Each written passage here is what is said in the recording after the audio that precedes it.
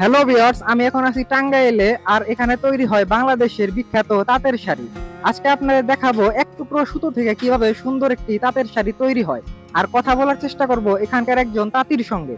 দেখুন, ইতিমধ্যেই আমাদের সামনে একটি তাঁত চলছে, আর এই শব্দটাই টাঙ্গাইলের আসল সুর। ভাই, আপনার নামটা কি? মোহাম্মদ চাঁদ মিয়া। মোহাম্মদ চাঁদ মিয়া। চাঁদ মিয়া, আচ্ছা। তো আপনি কতদিন যাবত এই তাঁত চালানোর কাজ করতেছেন? 24 বছর ধরে।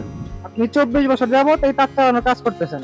তো আপনাদের একটি শাড়ি বানাতে আনুমানিক কত সময় লাগতে পারে? সারাদিন লাগে, সকাল 6টা থেকে বিকেল 6টা পর্যন্ত। তো আপনাদের সকাল 6টা থেকে বিকাল 6টা পর্যন্ত একটা শাড়ি বানাতে সময় লাগে। প্রথমে সুতো প্রস্তুত করতে হয়, রং করা, শুকানো, প্রতিটি ধাপেই লাগে ধৈর্য আর যত্ন। অতঃপর শুরু হয় তাঁতে বসানো। দেখুন কত সুন্দরভাবে একসঙ্গে সব সুতো মিলে ডিজাইন তৈরি হচ্ছে।